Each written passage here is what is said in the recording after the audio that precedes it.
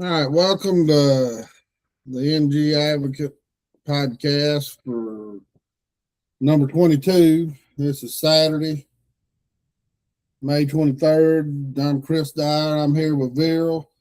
We are going to go over the election results from this past Tuesday. It was a little bit shocking in some races and really not in others, which usually happens in primaries. And then we're going to probably hit on a couple of agenda items that we'll get into in detail next week. But stuff that's important that y'all need to be aware of. So, what did you think about the election, Viral? I was up to par, I guess. Really didn't expect this kind of a low turnout, but yeah, it is what it is. Yeah, I think Hall County had like 25%. I've got the chart here. The state of Georgia was 28.2%. And that's really high.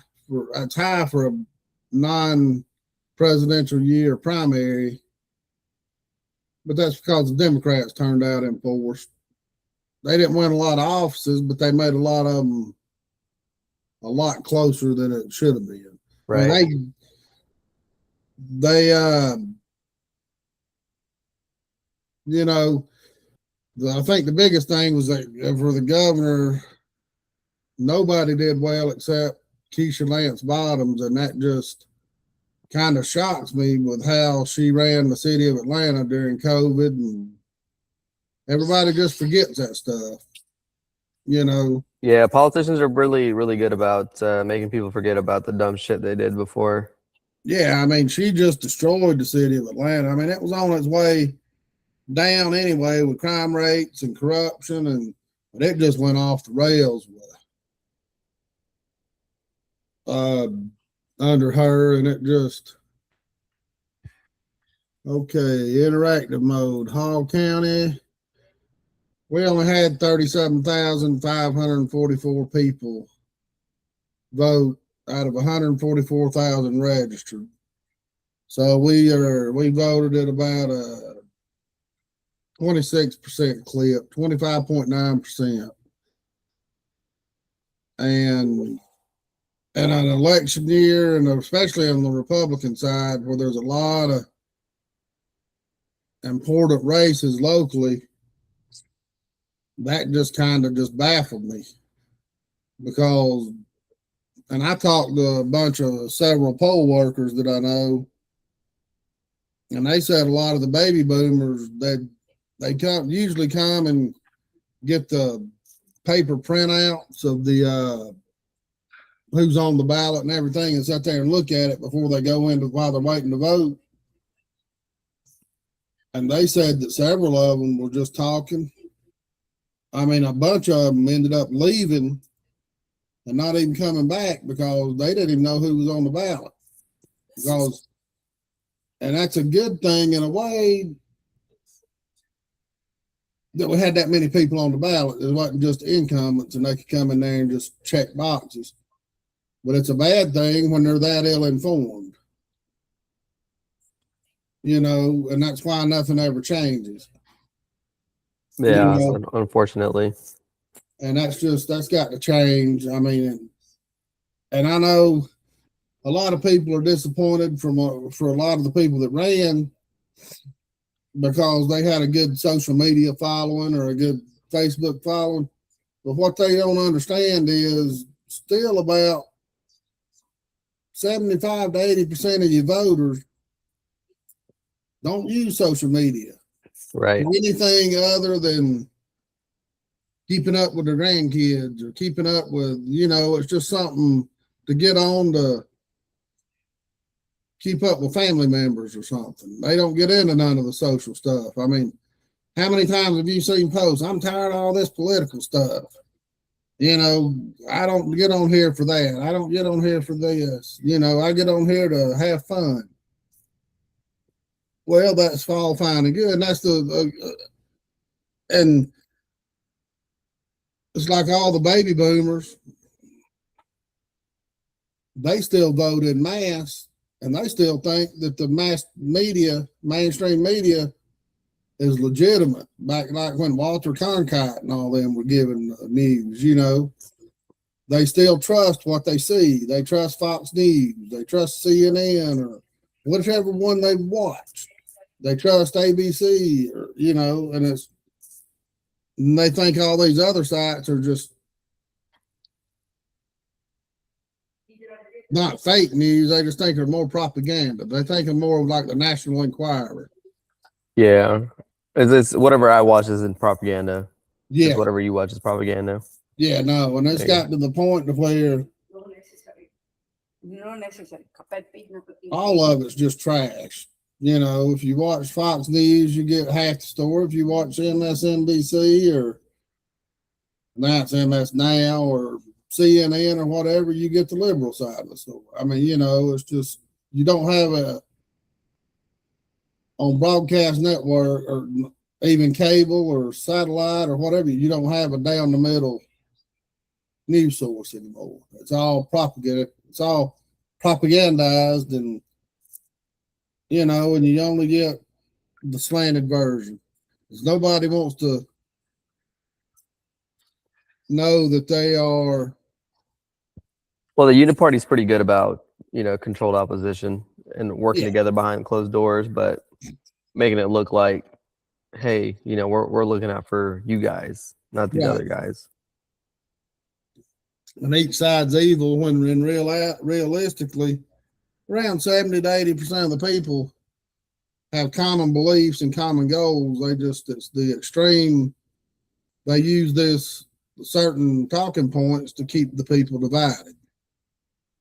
And it's the same talking points every time, and people keep falling for it. That's abortion, Social Security, and, social benefits.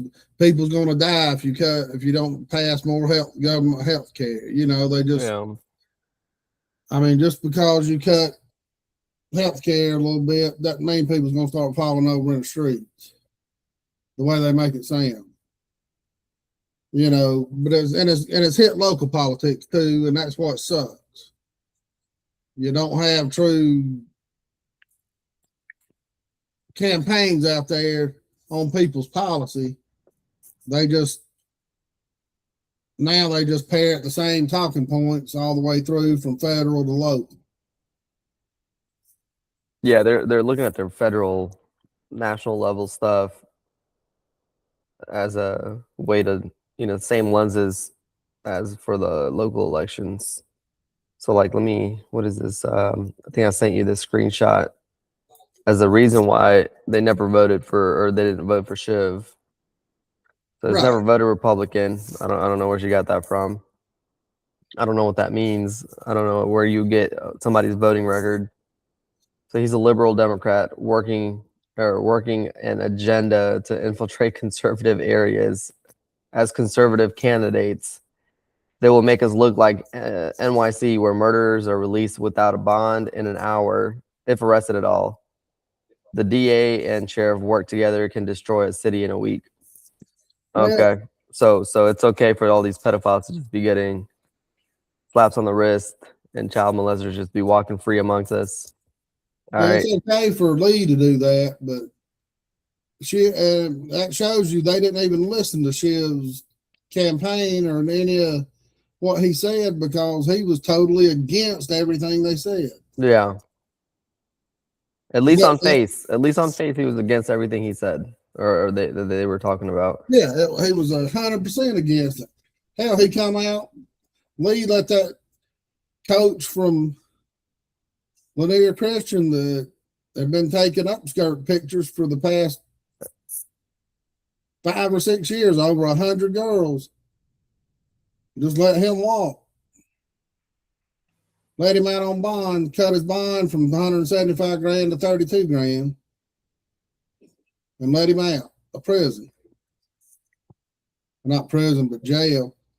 It's just these people don't pay attention.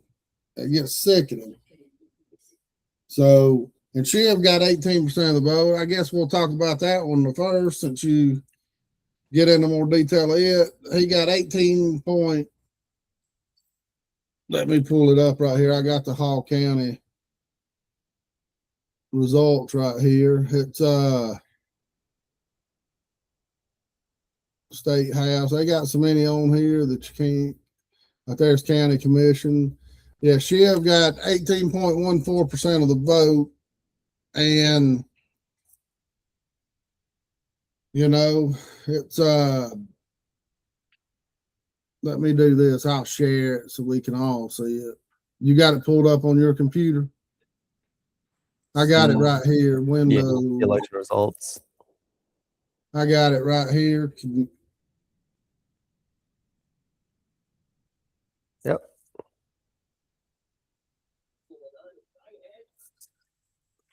All right, right here, Shiv was 18%. And honestly, I thought I was hoping he would win, but realistically, I don't think he had a chance this time, but he laid a good foundation for next election. Sure. But I figured he'd pull 25 to 30% of the vote just because of the disarray that the DA's office is in. And that right there tells you that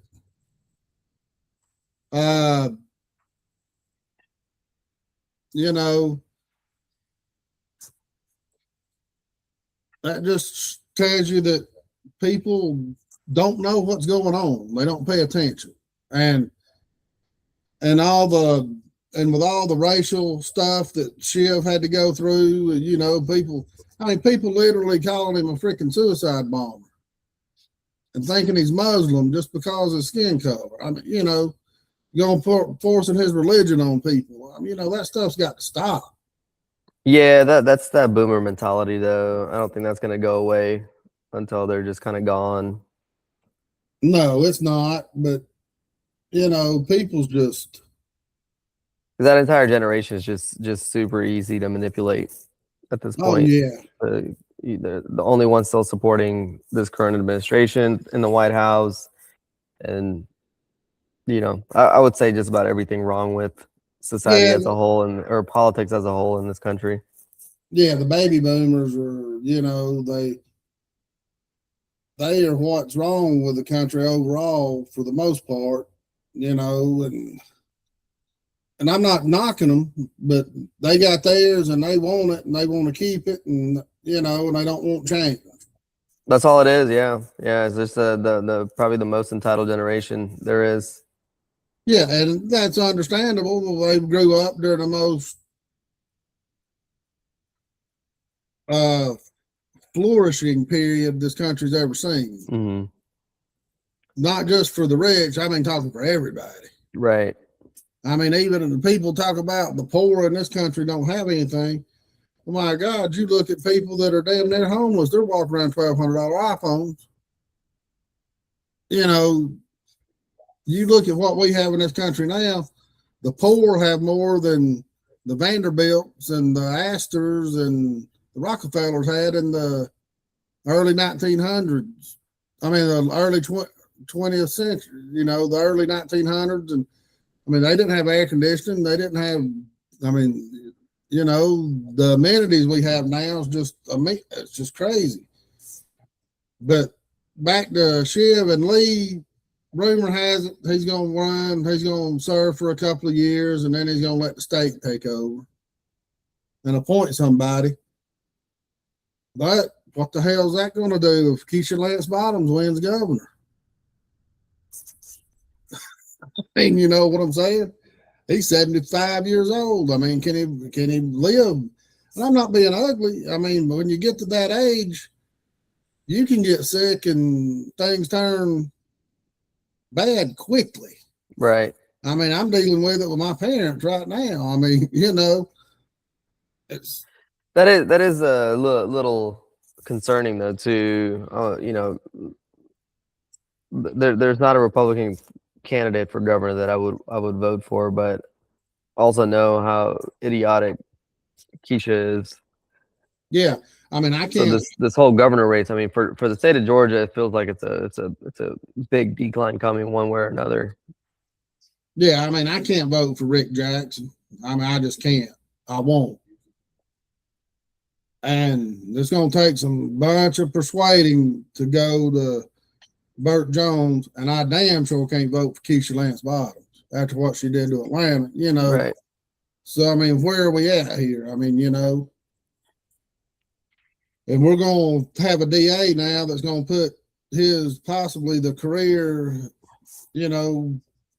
up to 2, maybe more years in the hands of a possible Democratic governor. I didn't think Keisha Lance Bottoms would have a prayer to win, but hell, she pulled 60-something% of the vote for the Democrats. Yeah, I mean, it's that name brand. They're running off that name brand at this point, and it's an easier name to defeat after what they did with Brad. Yeah, after they demonized him for the election results in 2020 and all this BS. And all he did was follow the law. Right. But you can't do that though. That's the thing. You can't follow the law when it's against Trump. Against Trump. Well, right now he's trying to kick the parliamentarian of the Senate out because she won't break the law. She's staying down the middle and force them to have a vote on his $1.8 billion to finish the ballroom and fund Homeland Security and other stuff. It's just, and people take up for this crap. I don't care if it was Biden doing it or Obama or George Bush or anybody. I mean, wrong's wrong. And we're running to that in the local elections as well. And I just hope Shiv don't get discouraged and don't give it another go in 4 years. I think he'll have because we know Dyer's not going to run again, and I don't know who I don't know, man. Dyer's spirit might run again. Exactly. I don't understand why these older people just don't ride off into the sunset. Well, he already has, he already has run into the sunset. When's the last time he showed up to work? Exactly. And there's like Couch before all this stuff with the DUIs and stuff. He never showed up to work either. That's why his underlings was wanting him out so bad, because he never really showed up for work anyway. Right. So, all right. Well, I hope Shiv runs. I hope he don't get discouraged, and we'll go from there. And right here, we go down to Solicitor General. We got John Batchelor against Inez Grant. I really thought that Batchelor had about a 50-50 chance. But Inez being basically an incumbent, see, they put an I next to her name when she's really not an I, because she was appointed. And the incumbent's good for 10-15% most likely if people don't. They just vote. The incumbents are hard to beat.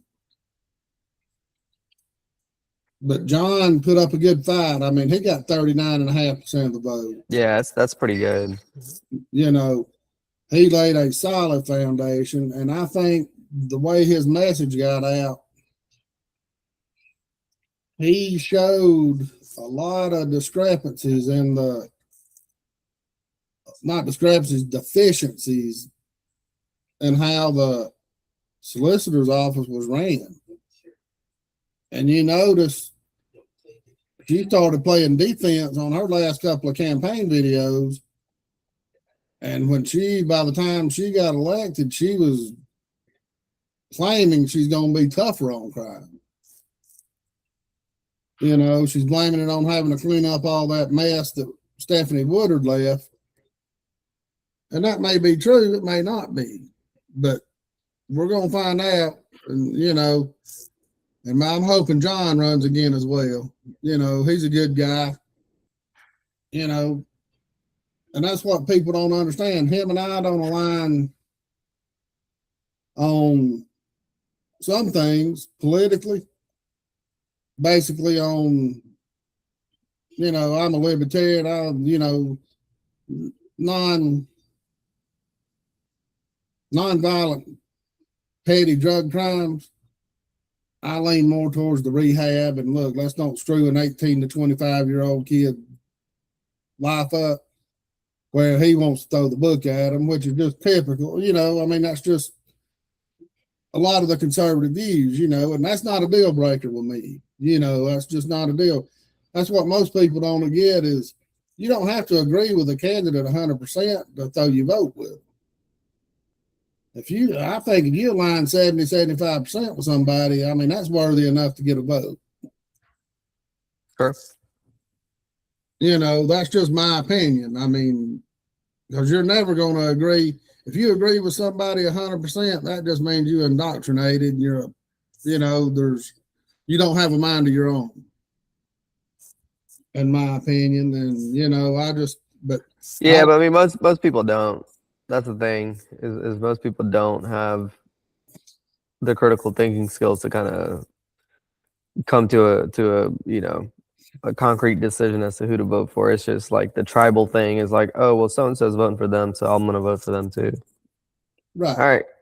Well, and one thing I loved about John is he did agree when we had the podcast with him that you can't have blanket rules. You can have blanket guidelines, but each case is different in of itself. Mm-hmm. I mean, this guy dealing, you know, gets caught doing one thing is totally different than the next guy doing it because they've all got different histories. They've all got different backgrounds. They've all, you know, each case is not the same. And you can't have blanket sentencing. I mean, that's where we're at now, that 3 strikes you're out rule and all these minimum sentences and maximum sentences. And the judges should have a lot of leeway in how they sentence people. And John agreed with that to an extent, you know. So, and I think he laid a good groundwork. He's a great guy, and I'm hoping he comes back in 4 years, you know. I just hope he don't get a job somewhere else as a prosecutor. If he wants to prosecute, he's going to have to go somewhere else. I don't think they're going to hire him in this office. You know, same way with Shiv. I mean, I hope he hangs around. They can go into law and stay active and not do any cases, you know, just do different types of like real estate law or, you know, or do consulting or whatever. But we'll see that down the road. And, you know, 25,000 votes overall. Look at the difference in the one above it. I'm not going to slow the screen up. There's 20. That just makes you, there's a 500 vote difference in how many people voted for DA than they did for the solicitor. Sure. And, all right, let's get into these county commission races. And this one's going to be a tough one. This one's causing a lot of ruckus with the local folks. And,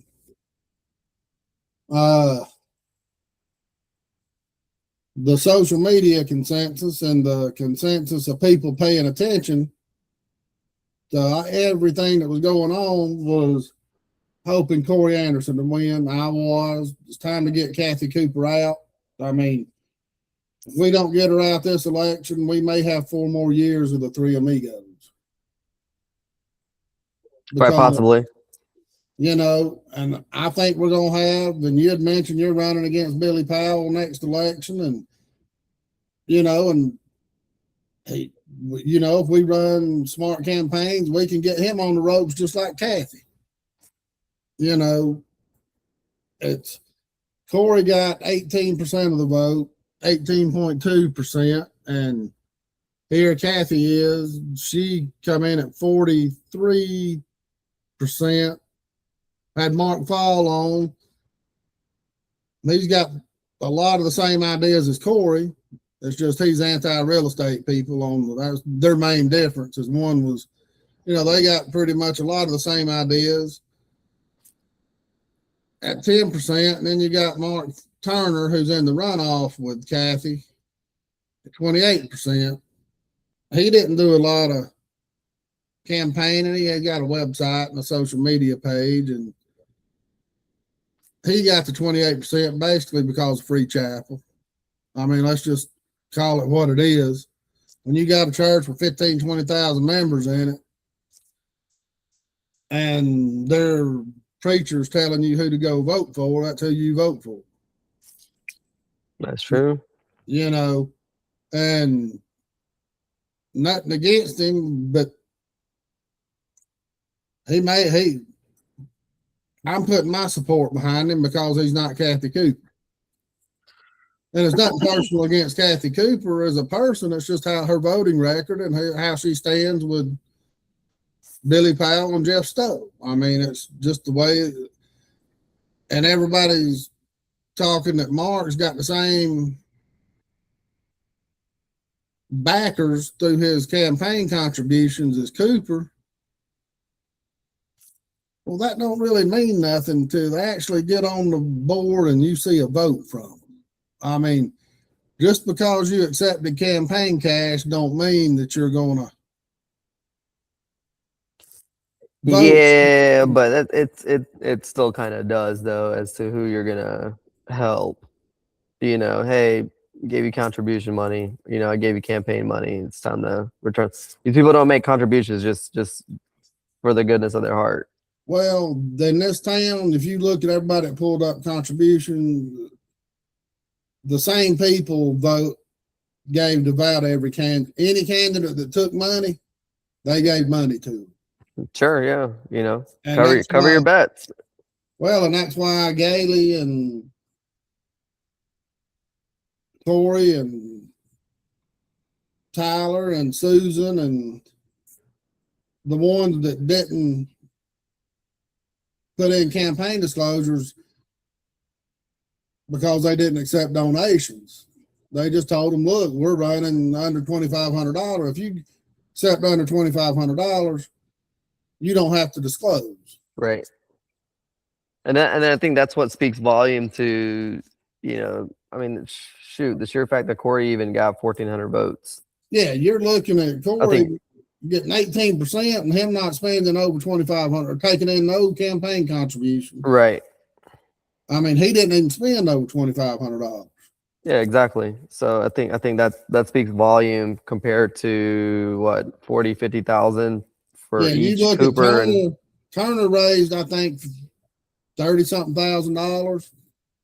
Kathy ended up spending $25,000 or $30,000. Yeah, and the fact that he got 18% of the votes, and that's amazing to me. That's a really good bang for the buck for Corey. I mean, what if Corey would have come out and took these contributions and spent 25 or 30 grand? And Mark too. Mark pulled in 831 votes based on that. I think that's incredible to be able to pull in votes like that you really had to reach at one point throughout their campaign without spending a lot of money. So you're getting a great bang for your buck. So and Mark Ball did a great job, but a lot of people are mad because I'm putting my support behind Mark because there's a big dust up with happened outside a county commission meeting with Mark losing his temper and. Yeah, I think my biggest pet peeve is just the fact that you're talking about change and all your ads and stuff, but you don't mention anything about how you're going to come about this change. Right. So it's just like, it's just this word, kind of repetitive word. All right, cool. Everybody's tired of Kathy Cooper. All right, I get it. See, my thing is my whole thing of taking Mark's side is if Mark don't do what he says he's going to do in his campaign, he's not anti-growth, but smart growth, big developments are done, blah, blah, blah. It's easier to get a one-term commissioner out than it will be Kathy. She'll be a 4-term at that time, going on 5. So it'll be easier if Mark ends up voting just like Kathy, then we're no worse off than we are now. If Yeah, we it's a keep Kathy in there, we know what's going to happen. The three amigos are going to run roughshod for the next 2 years. it's a good way to look at it for sure. You know, we worked this hard to get Kathy on the road, and there's no need to put her back in office because it's the devil, you know. Well, I would rather roll the dice and hope. You know, Mark may vote with the three amigos most of the time, but what if he don't on them 2 or 3 important decisions? You know, it's. I would rather take my chances, and if Mark don't do his job, then we can get him out next time.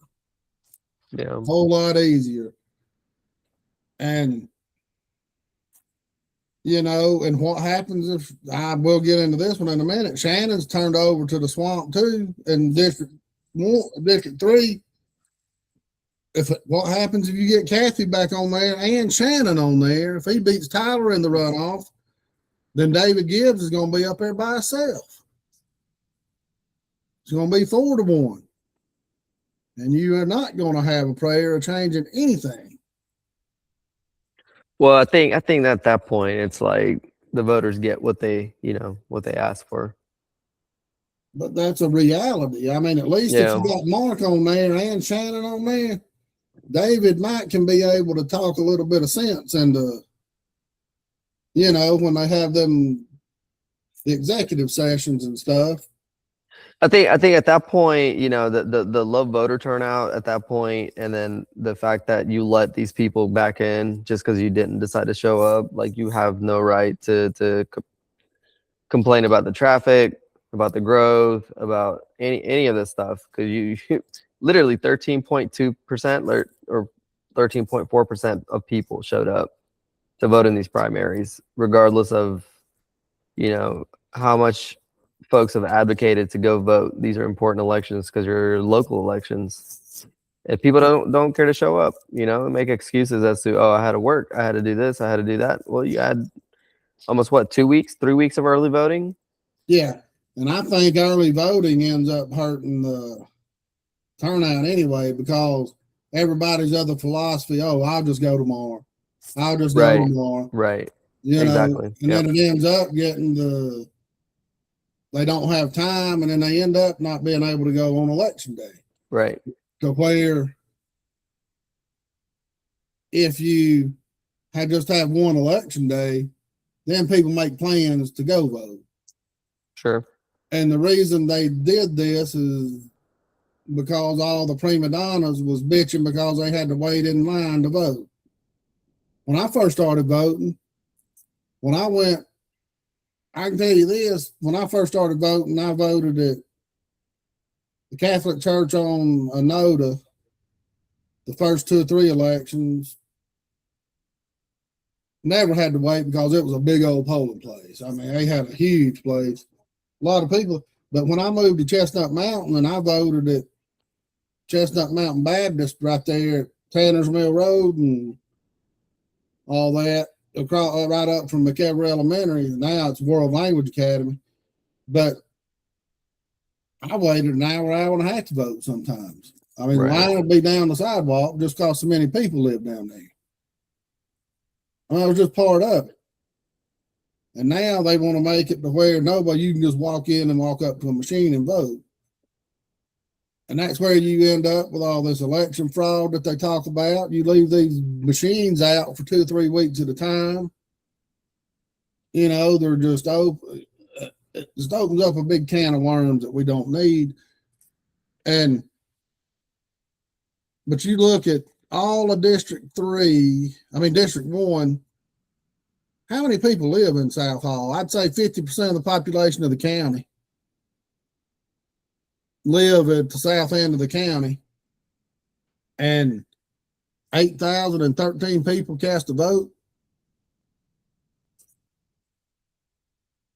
I mean, that is just unbelievable that only 8,000 people come out and voted in that race. And I know on Facebook, Mark Fall came out and officially endorsed Mark Turner, which is not shocking because Mark Fall is anti-real estate agent on the commission, and then the way Kathy's operated, you can't blame him 100%. I mean, I don't blame him at all. Right. Yeah. No, I that's fair. I mean, if he, sticks to your principles and what you advocated for, so that's good on him for doing that. And there's a lot of people that didn't vote for Corey, even though he put his in a holding company and he hadn't practiced, he hadn't sold any real estate in 2.5 years. Mm-hmm. He's running but because he had that license, that I heard that's the reason a lot of people didn't vote for him. But that still wouldn't have got him in the run. I didn't make up 10%. Right. Well, I think take away Mark Fowles' votes at that point. I don't think all of them go to Corey at that point. No. That would still get split up amongst the three. Right.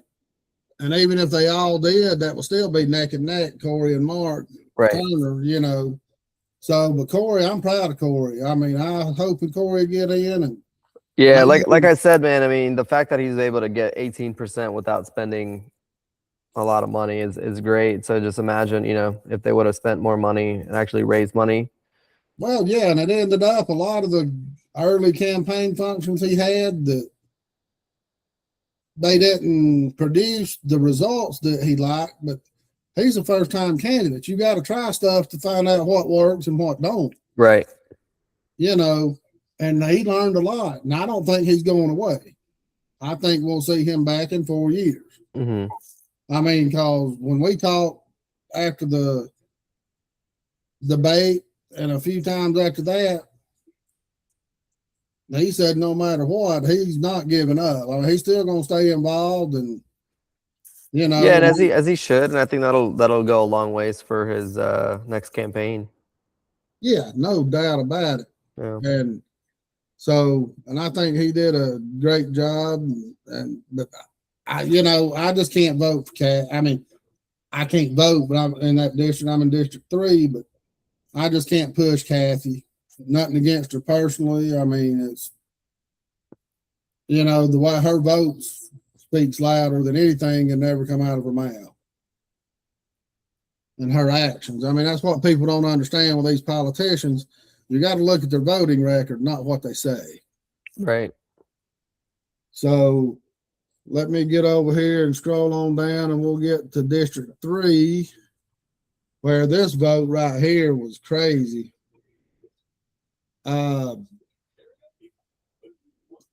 Let's see.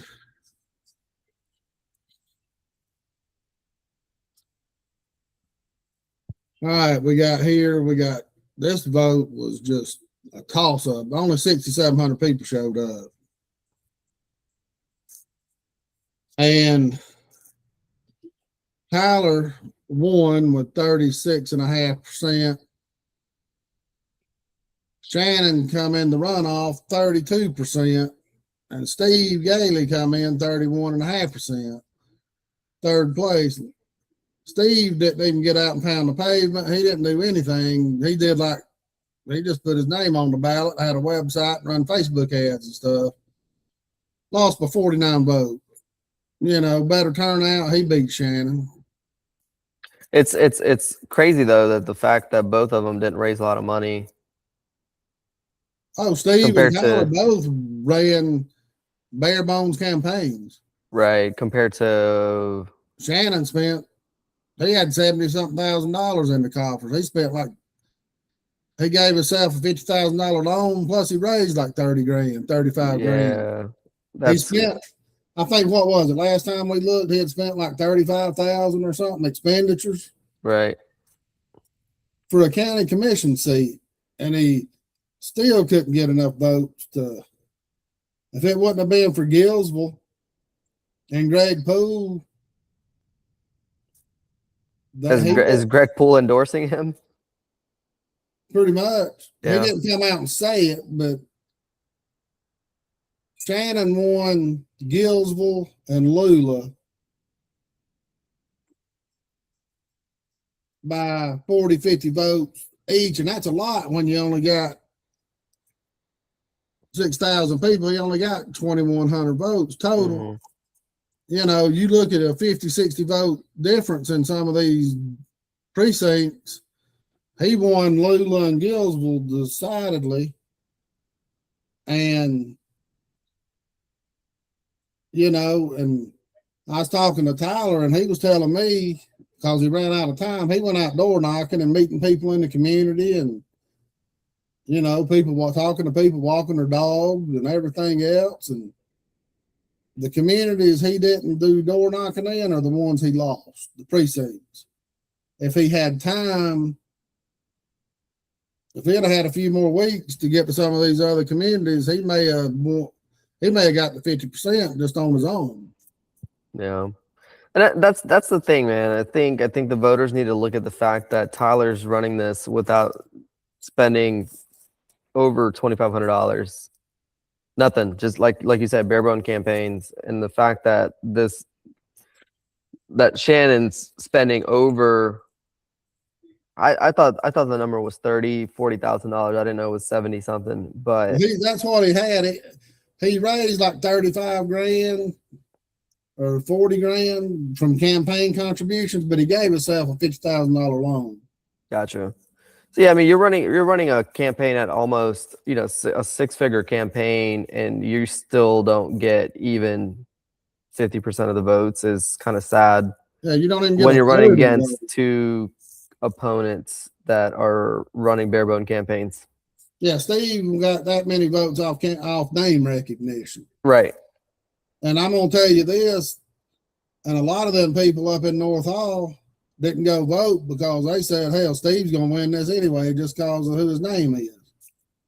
Because he knows everybody up there. And how many times have we found that maybe used to be the case, but now you got Gen Z and Gen Y, they're starting to get out and vote a little bit, and they don't know who the hell Steve Gailey is. Yeah. They don't know these older candidates. So that's good on Tyler, though. I take my hat off to him. And the thing is he knows more about that UDC than probably everybody on that board combined. I would say that, or in the planning commission. Oh yeah, and he would be a good asset to the commission.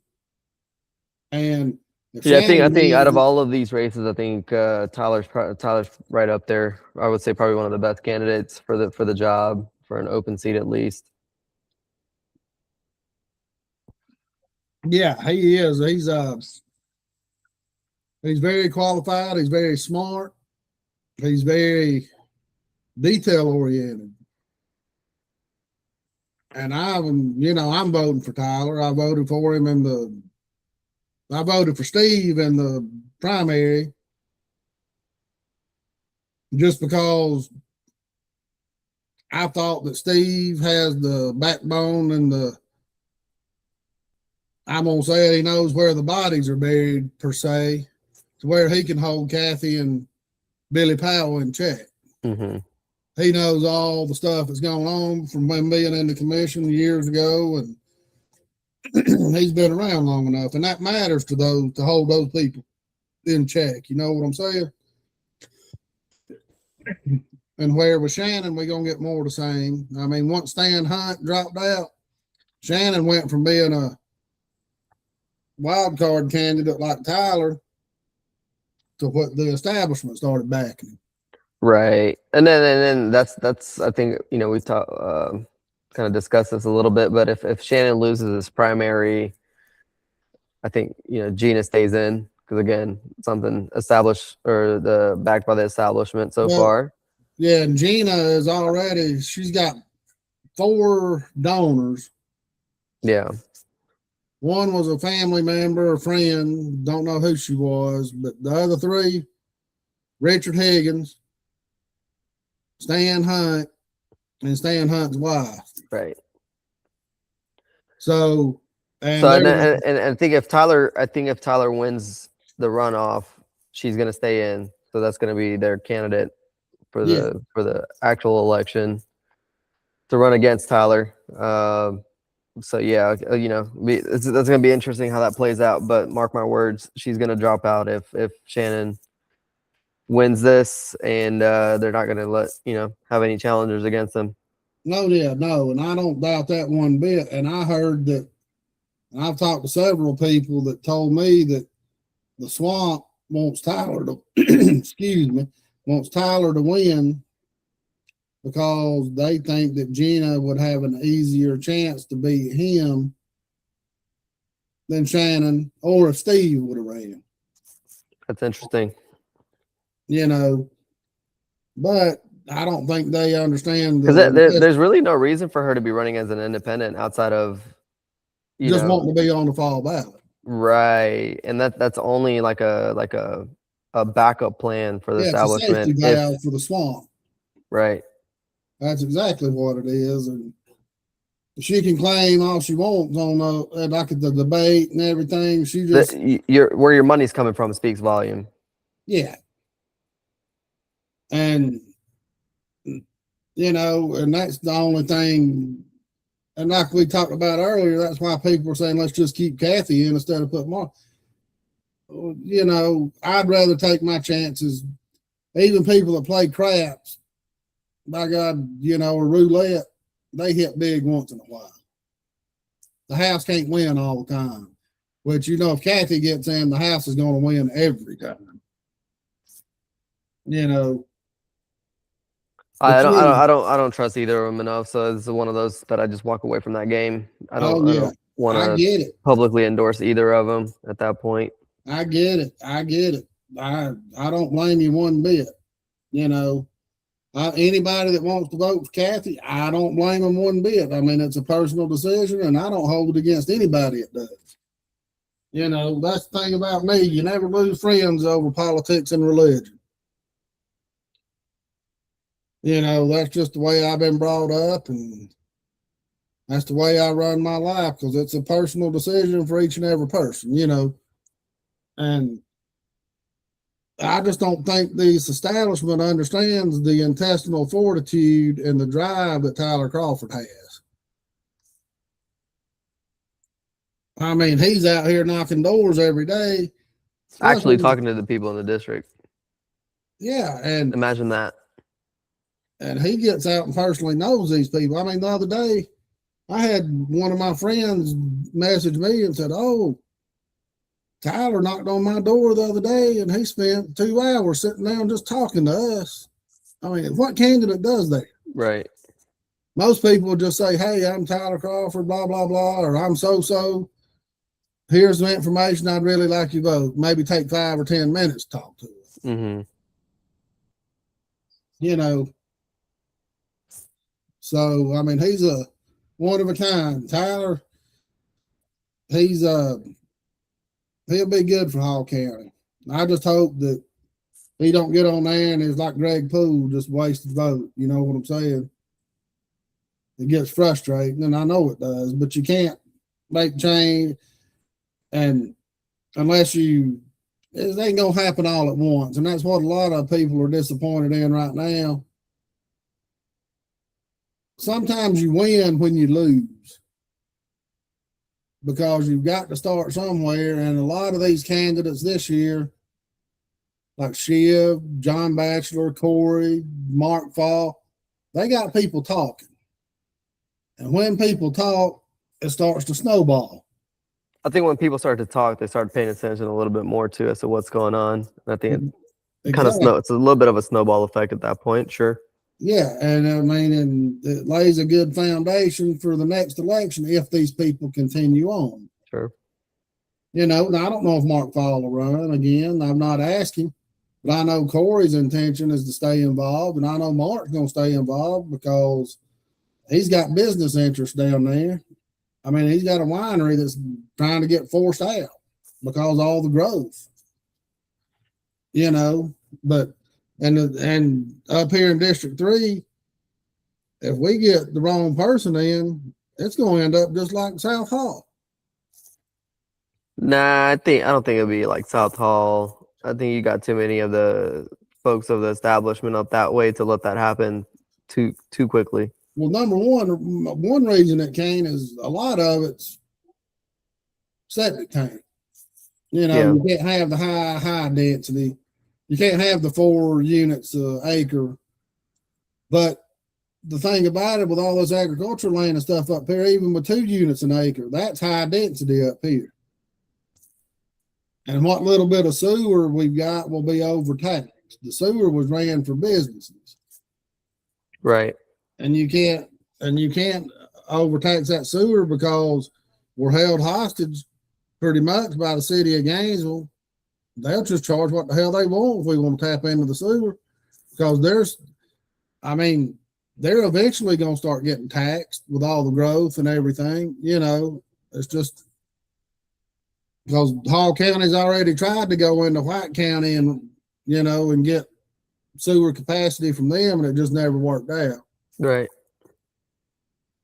So it's going to really matter a lot that comes up, what goes on. And I hope Tyler, we can push him over the edge, get him to that 50% threshold on the 16th.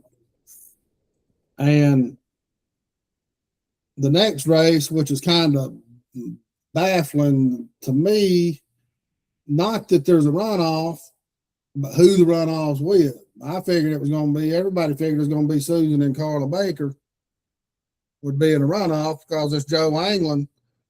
He didn't show up but the half of the debate. He don't have a website. He don't have a Facebook page. He's a former Flowery Branch County Commissioner, City Council member, 15 years. And he taught for 26 years down at C.W. Davis C.W. Davis, Cherokee Bluff Middle, and Cherokee Bluff High School.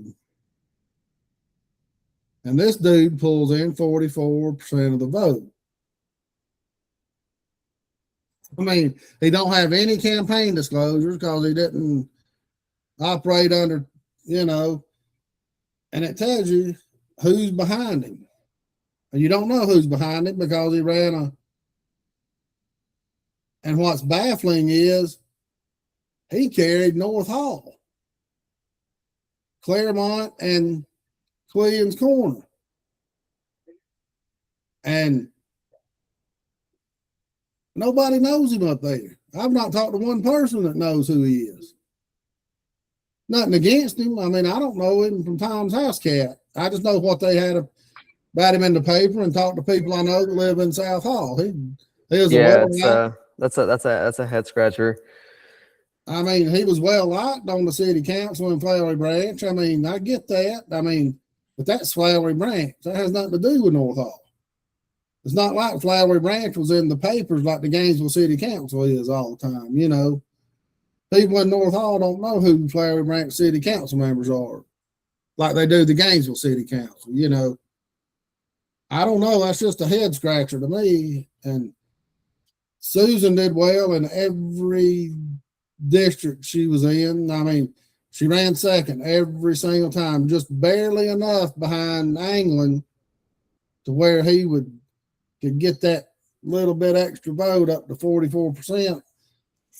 And he's only been to one board of education meeting over the last 2 years. I'm not saying he's not qualified, but I don't think he has the pulse of what the board What's going needs. on. I mean, he knows what, as a former teacher, he knows what the teachers want and what the teachers need. But that's only a fraction of what the Board of Education does. Where you got Susan coming in, she's looking at it from a non-biased point of view. I feel like she's, you can easily say she's got 5 years of experience being at every board meeting since then. Oh, yeah. She's missed 2, I believe. And plus, she worked in financial aid, and she's a former math teacher at Gainesville College, North Georgia College, and smart as a whip. I mean, she knows what's going on. She knows what the county does good. She knows what the county does bad. And, we need somebody like that on the Board of Education. And I'm not saying that we don't need somebody on there like Anglin that's going to fight for teachers and what they need. But until we get somebody on there to crunch the numbers and show the county, hey, this is where we got to cut costs, by God, then nothing's going to change with the teachers. Because you sitting here with $3 million in salaries, probably sitting there on Green Street, any extra money that comes in from the federal and the state goes to administration, not to the teachers and the students and the parapros where it needs to go. And until you get somebody on there objectively to look at it and cut costs, then you're not gonna have change.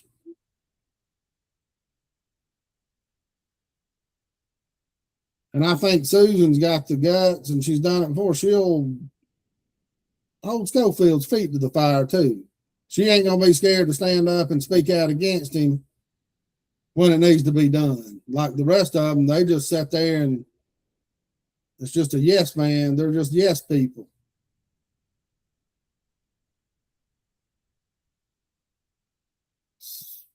You know, and it's gonna be. Sorry, I got little man over here. Oh, okay. He just woke up, so hey. But yeah, no, I agree with you. We got to do a better job of getting Susan's name out there. But I think she's got a pretty good chance if we just kind of again, it's not spending a lot of money. I don't think this Anglin guy is either, though, is he? No, he didn't have a campaign disclosure for donations, so it's all just on. Right. Now, he may have the swamp behind him, just not taking donations, pushing his name. I don't know. Nobody knows. I mean, 9,200 votes is a lot. Yeah, Susan got almost $7,000. I mean, and I think if you go on policy by what went on at the debate, and from what I've read, Susan and Carla Baker were pretty much lockstep in what they believe. Right. And so yeah, if you can swing those 4,700 votes towards Susan, you got a winner. Yeah, no, I mean, and I think that if people are paying attention and didn't just vote for Carla because they know Carla, if they were voting on the issues, then I think Susan's got a good chance to get over half of that vote that Carla had. Sure. And well, we're gonna have to swing a lot of votes, though. It's not just half. You have to swing a lot of votes towards Susan at that point. But I'd be curious to see who all voted for Joe, these 9,200 people, and just even ask, like, hey, do you even know this guy? Have you ever talked to him? Right. Let me show you who Susan is. If you know. See, and I'm not going to do it on this stream because it's too hard. You don't go back to where you were when you click back. But if you click right here where it says click contest details, if you go to this website, the link's on the North Georgia Advocate Facebook group and on our website. If you click see detail, it'll break it down county by precinct by precinct. Gotcha. It'll show you how many votes each person got for the precinct. And I can show you an example right here. Let me pull it up. How I broke it down for Tyler and sent it to him.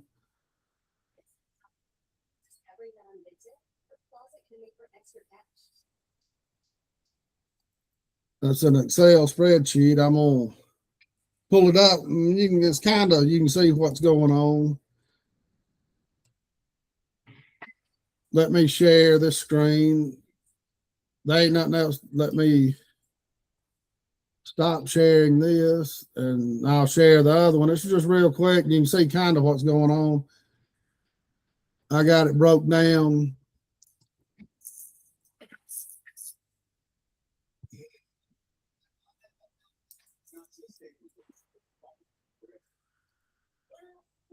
All right, see right here, I got it broke down for Tyler. Here you see, now this is Susan's thing. I broke it down, Susan and Tyler. You can see each precinct that voted right through here on the left. And then under each name up here, that's how many votes they got in each precinct. It don't break it down by demographics, but it breaks it down by precinct. Yeah, what's crazy though is the fact that I live in Hall County and have to pay county taxes, yet I don't get a vote in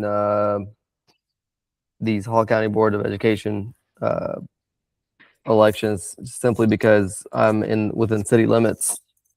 Right. Make that make sense. I know it doesn't make any sense. You should at least get the at-large vote. Right. And especially like with us over here at District 3, we've got some areas that are annexed into the city, but if you live there, you get the choice of whether you want to go to Gainesville City or Hall County. Right. And you should be able to vote in that stuff. And here, you can look at Claremont. England got 379 votes and Susan got 330. And Joe he didn't even have a sign up here. He didn't even have a sign at the polling precinct in North Hall Community Center. It just makes you wonder, how did he get all these votes? And I ain't saying nothing illegal's going on. It's a head scratcher. Yeah, even Candler too. Yeah. I mean, Candler's that's way away from South Hall. And you look at Quillians, 370. I mean, he killed everybody at Quillians Corner. Yeah, Friendship 1, 2, and 3. I mean, those make sense since you said he was Flyer Branch City Council. Council and all that. Now Susan pulled in her votes in Flyer Branch too. She won Oakwood because that's where she's from. I think we can shave off enough from some of these districts from Carla. Carla did well in Claremont and Quillians Corner too. I mean, here Carla, she's the head of CASA and used to be head of CSU, which helps underprivileged children and stuff. And you can understand that kind of. Like right here, Friendship 1, Friendship 2, then you look at Flowery Branch and Friendship is where Joe made up all his.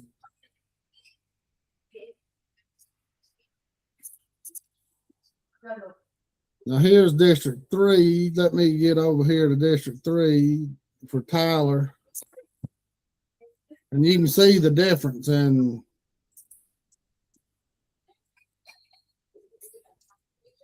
how many people voted. Big Hickory is the one where so many people voted. Him and Shannon's neck and neck at Big Hickory. But if you look at I mean, none of these were lopsided though for Shannon. Even Gillsville wasn't lopsided like you would think. No, it's not. Gillsville and Lula, and the Glade. Yeah, Lula and the Glade are the two that are really. Yeah, but they're not lopsided though. That's the thing. You would expect for somebody spending $70,000-$80,000 that at least his home base or home area would be much more lopsided towards him. But it's not though. It's neck and neck. Yeah, no doubt. I mean, it's just and Gailey too, man. Gailey pulled in quite a bit of votes in those areas too. So I think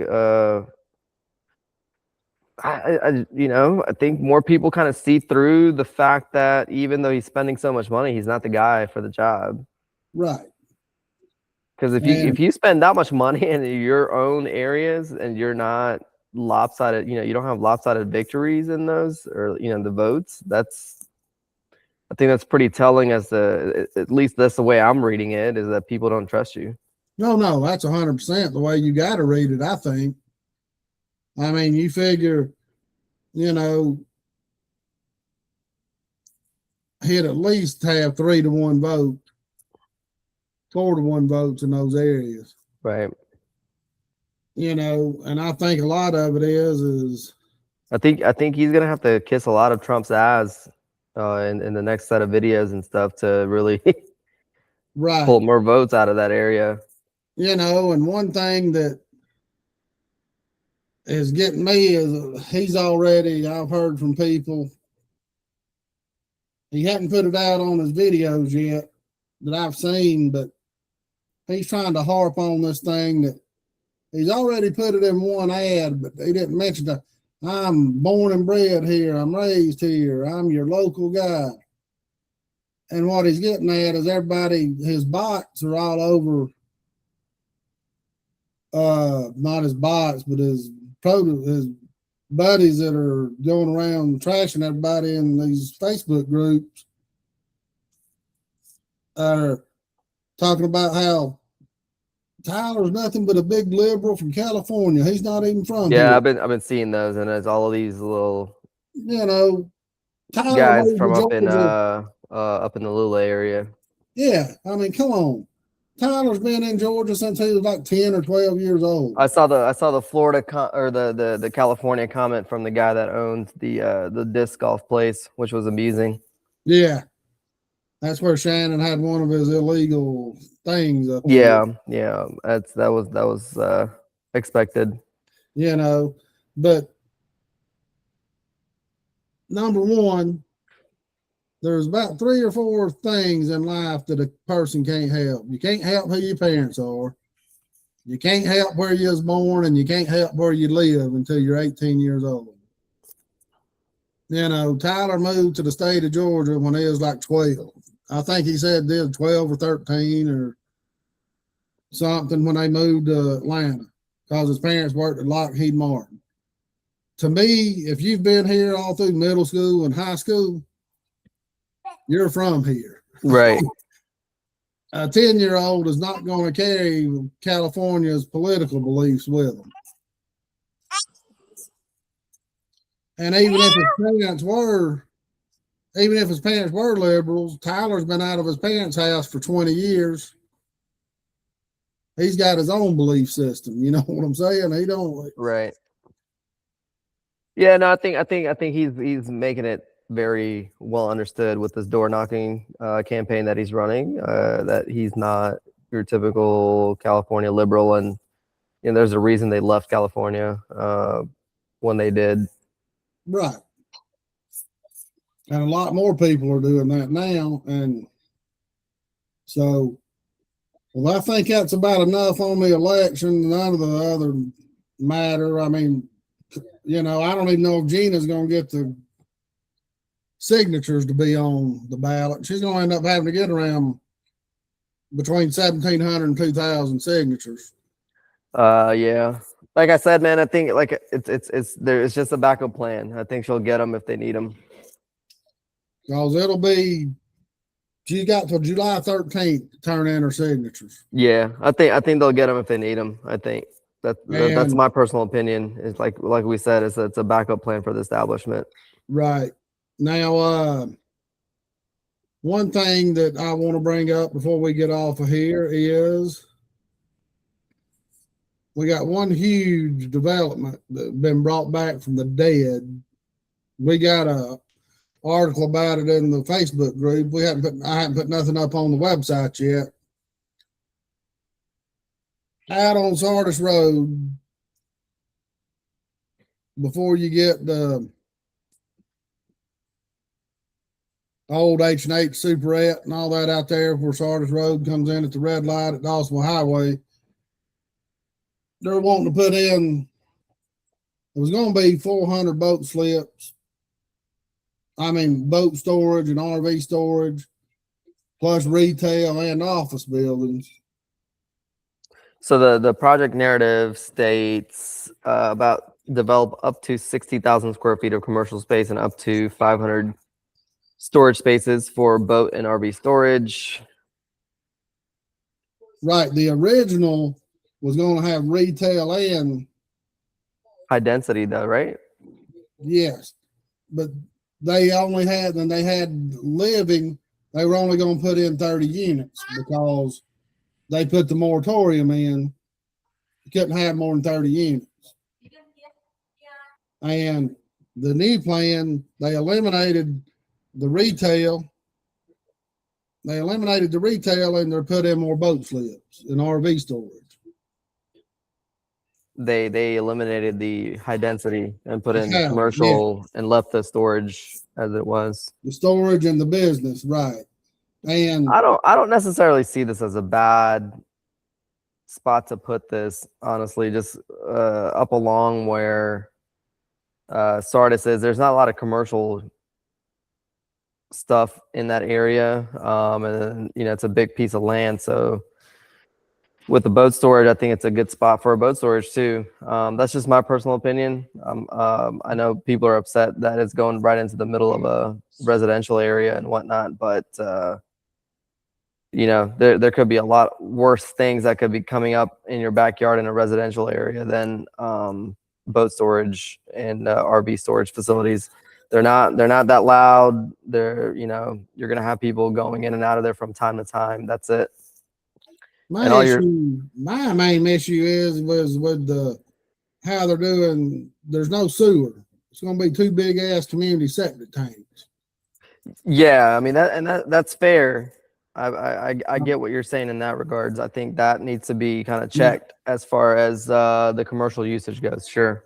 Now, if that was sewer, if they could tie into the city of Gainesville, sewer, that's a whole different ball game. But when you got two big ass septic tanks out there, which are going to fail within 10, 15 years, you're going to have to constantly be having them pumped. You got all them field lines right next to the lake. I mean, I agree with you. Just looking at the site plan and everything, I'm kind of let me see, storm stream location, and I get that too, because let me see, they don't have their sewer. The original one that we seen had the sewer on it. It was just too big, one on each side of the property. But I don't know where they moved it or did anything on the new plan. They don't have a sewage or even a septic for the commercial usage. Huh. Well, I don't guess they think it matters because Bradley Dunkel's going to be presenting it. Well, so the plan is, I think they're breaking up the 4 commercial parcels completely separately. So you're going to be, and then possibly sell those pieces off to people. Right. That will be my assumption based on looking at this. Here, let me share the screen here real quick so we can kind of go over the plan.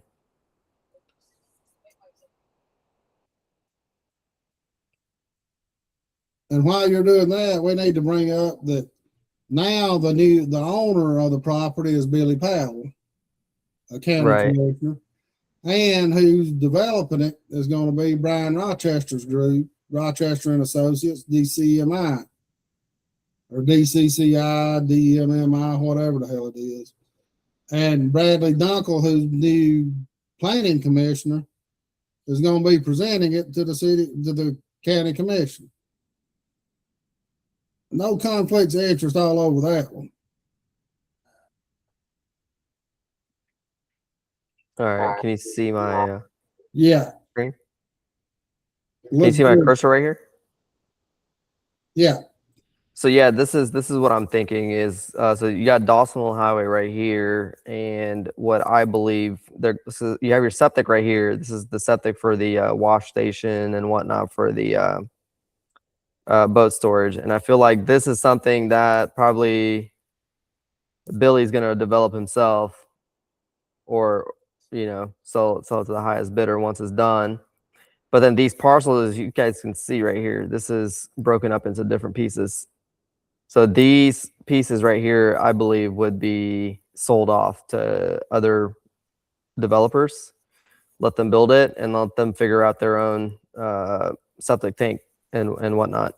See, originally, you see where that one septic's there, they had another one like almost flipped over on the other side. Like, Yeah. See, and that's the thing. You can't. They're not showing the septic for these 4 commercial lots right now because you don't know what's going to go in there. They don't have a plan of what's going to go in there at the moment until they sell off those parcels. right. See, on the other one, they had those 30 residential units that were going in there. Right. And that's tough because you got a stream right here. This entire thing is a stream setback that you got to have. So yeah, whoever's going to end up buying these is going to be responsible for their own septic tanks, and I don't think that's a bad thing. I think each one is about 1.5 acres or more. So yeah, that's 1.85 acres. So that's the smallest one right there. Right. Yeah, with that being the smallest one right there, I think you can put in a decent size strip mall or something like that and put the sewage. But now, what if you throw in some kind of a restaurant in there though, and that becomes a little more difficult to manage because that's a lot more sewage and wastewater that a normal septic tank's not going to be able to handle. So, well, see, and I've talked to several people that work with McDonald's. That's why they don't build a McDonald's up at Quillian's Corner. They just that it's going to cost them too much to put in the proper waste system that they need. There's no city or county. There's no sewer up there. Right. And that's my issue is plus you got that stream right there. They got to stay so far away from that stream. Yeah. So no, I mean that like I don't think it's a bad spot for what they're trying to propose to do. I think the issue that I have with it is the fact that you got a sitting county commissioner within his own district that owns the property, and then he's got his little buddy from Rochester that's presenting it. Yeah, and as the applicant, so it's just so many different angles of conflict of interest in that scenario. Yeah, it's his appointee to the planning commission that's presenting it to the and that too. And that's I think what it really rubs people the wrong way, especially in that community, is because people voted for you to represent us, not for you to come in here and start developing all your real estate. Well, deals. And it goes back to what we've talked about before. Since we got his buddies fired. With Jody and our group and everybody banding together and getting the planning commission fired, Billy's just flaunting it in front of everybody's faces saying, "Hey, MFers, won't you stop me?" Right.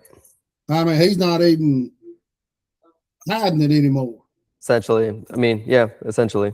Yeah, he's basically saying, "I'm going to do what the hell I want. You stop me." And that's exactly what he's doing with this. At least put up a front and have somebody else from Rochester present it, not your freaking buddy that you appointed. No, I'm on the opposite end of that. I'm okay with hey, stop me. I don't like being lied to. I'm not a kid, so don't BS me. Tell me what you're doing. Tell me to my face that you're doing the shadiness, and it's my problem to deal with if I don't like it. Yeah, no, it's crazy, man. And and there's a couple other things that'll be coming up over the next few weeks. And another thing we need to go ahead and get out there before we get off here is I give it to Katie. She's doing a great job. She's opened up public comments for the new Unified Development Code and the comprehensive plan that they're trying to ram through. I don't get why they're trying to rush it. They've got 3 public meetings. They basically told East Hall to piss off. They don't give a damn about them. They're having 3 public meetings, June 2nd, June 4th, June 9th, I believe. And they're at Mulberry, then the Civic Center, I believe, and then North Hall Community Center on June 9th. Having all 3 of them, the public meetings, right in the middle of vacation season. They know people's going to be out of town. At least they're having them at 6 to 8 at night, where people can get off work and get there at some point. Yeah, no, I agree with you. It's, I think anytime they would have had it, it's going to be a tough time and people are going to complain about the timing of it. Right. So you got to do it when you can, and best I think they're able to do is like, hey, look, we're going to do it in the evenings at least. So like if you get off of work, come talk. Yeah, I think And 7 to 9 they open would it have up been for out. online, and they open it up for online, comments too, which is I great. take my hat off to them. That with no school being in session, I think 7 to 9 would have probably been a better option. But my issue with the whole thing is, look, we went 9 months now with no UDC. Tell these developers to pound sand. They can wait. We've got one commission seat, 100% change, and we know that because Pool District 3 is going to have a new commissioner. You could have a new commissioner in District 1. We don't have a county administrator.